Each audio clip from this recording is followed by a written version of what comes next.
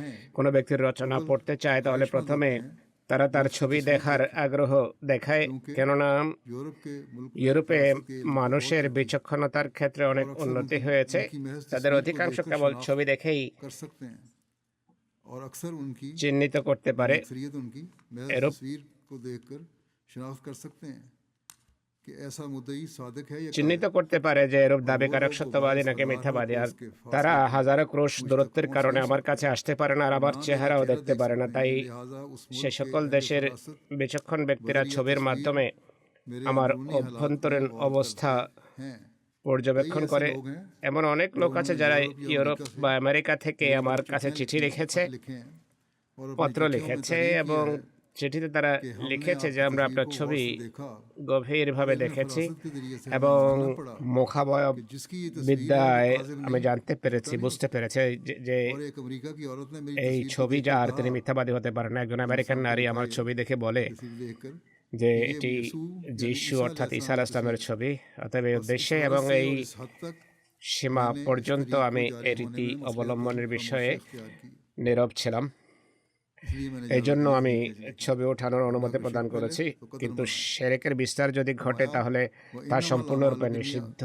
আর ওয়াইন্নামাল আমালু বিন্নিয়াত, কাজের ফলাফল তো নিয়তের উপর নির্ভরশীল। আমার বিশ্বাস এটি নয় যে ছবি সম্পূর্ণরূপে নিষিদ্ধ, এটি হারাম এমন কথা আমি বলি না। কোরআন শরীফ থেকে প্রমাণিত যে জিন জাতি হযরত সুলাইমানের জন্য ছবি বানাতো এবং বনী ইসরায়েলের নিকট দীর্ঘকাল নবীদের ছবি ছিল। বনী ইসরায়েলের কাছে নবীদের যে সকল ছবি ছিল সেগুলোর মাঝে মহানবীর ছবিও ছিল। জিবরাইল আলাইহিস সালাম মহানবীকে একটি রেশমি কাপড়ে হযরত আয়েশার ছবি দেখিয়েছিলেন। এছাড়া জলাশয়ে কত পাথরের উপর প্রাণীদের চিত্র প্রাকৃতিকভাবে খোদিত হয়ে থাকে। ভূমিকম্পের কারণে পাহাড়ে বিভিন্ন প্রাণী চাপা পড়লে সেগুলোর ছবি চিত্রিত হয়ে যায় পাথরে।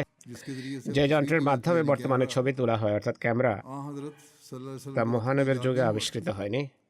আর এটি খুবই গুরুত্বপূর্ণ যন্ত্র যার মাধ্যমে কতক রোগ নির্ণয় করা সম্ভব। অর্থাৎ শুধুমাত্র ছবির বিষয় নয়, বরং এর মাধ্যমে রোগ নির্ণয় করাও সম্ভব হয়। বর্তমানে প্রযুক্তি আরও উন্নতি করেছে, সেই যুগে এক্স-রে ছিল। তিনি বলেন ছবি তোলার জন্য আরও একটি যন্ত্র আবিষ্কৃত হয়েছে যার মাধ্যমে মানুষের সমস্ত হাড়ের ছবি তোলা হয় এক্স-রের মাধ্যমে। অস্থিসন্ধির ব্যথা ও গেঁটেবাত প্রভৃতি রোগ নির্ণয়ে এই যন্ত্রের মাধ্যমে ছবি তোলা হয় এবং রোগের স্বরূপ জানা যায়। এখন তো স্ক্যানিং, এমআরআই বরং অনেক কিছু হয়ে থাকে। অর্থাৎ সেই যুগে এই যন্ত্রসমূহের যতটুকু ব্যবহার ছিল তিনি তা ব্যাখ্যা করেছেন যে এটি খুবই উপকারী যন্ত্র। তাই এটি বলা যে এর সামনে মোটেও যাবে না, এটি ভুল। উদ্দেশ্য নেক হওয়া উচিত।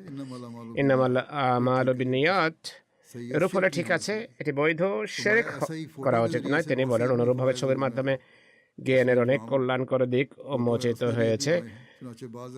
সাধারণত স্থির চিত্রের মাধ্যমে অনেক ইংরেজ পৃথিবীর সকল প্রাণীর এমনকি বিভিন্ন প্রকার পঙ্গপালের ছবি, নানা প্রকার পশু পাখির ছবি নিজেদের পুস্তকে ছাপিয়েছে।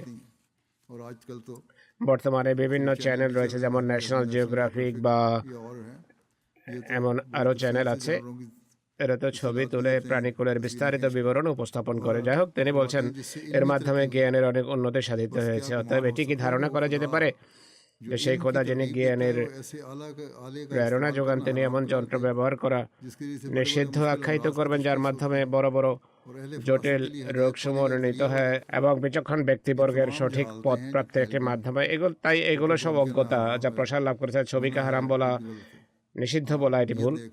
তবে উদ্দেশ্য পূর্ণ হতে হবে। আমাদের দেশের মৌলবীরা বাদশার চেহারা খুঁজতে টাকা 2 আনা 4 আনা এবং 8 আনা নিজেদের পকেটে, নিজের পকেট থেকে আর ঘর থেকে কেন বাইরে ছুঁড়ে ফেলে দেয় না?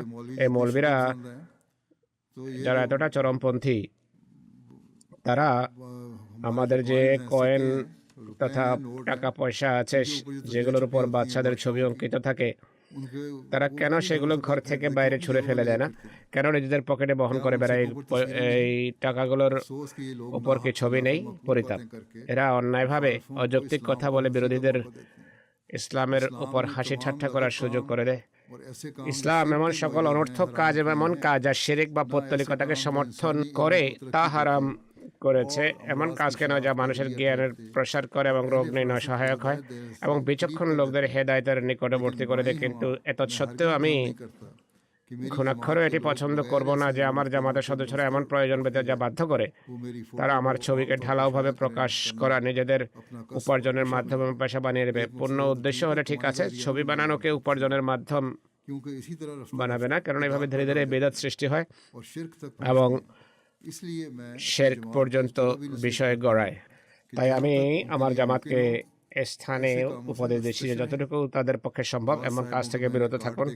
অনেক ব্যক্তির কাছে আমি এমন কারো দেখেছি যার পেছন দিকে এক পাশে আমার ছবি রয়েছে। আমি এমন ऐसी इशाअत का ছাপার ঘোর বিরোধী, আর আমার জামাতের কোনো ব্যক্তি हमारी जमात এমন কাজ করুক আমি তা চাই না। मुर्तकिब हो কোনো সঠিক এবং উপকারী বা কল্যাণকর উদ্দেশ্যে কোনো কাজ করা এক বিষয়। আর হিন্দুদের মতো যারা নিজেদের পূর্বপুরুষদের ছবি जा बजा যত্রতত্র ঘর ধরে ঝুলিয়ে রাখে তা ভিন্ন বিষয়।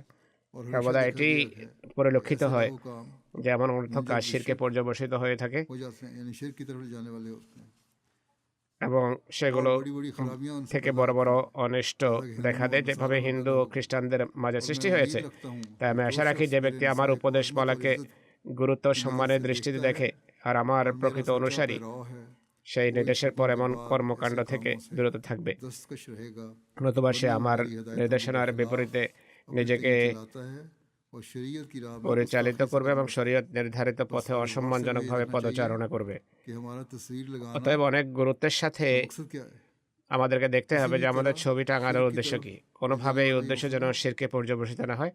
ছবি বা প্রতিকৃতি সম্পর্কে সালাম করা, সেগুলোর সামনে অবনত হওয়া, সব শিরক প্রসূত ধ্যান ধারণা।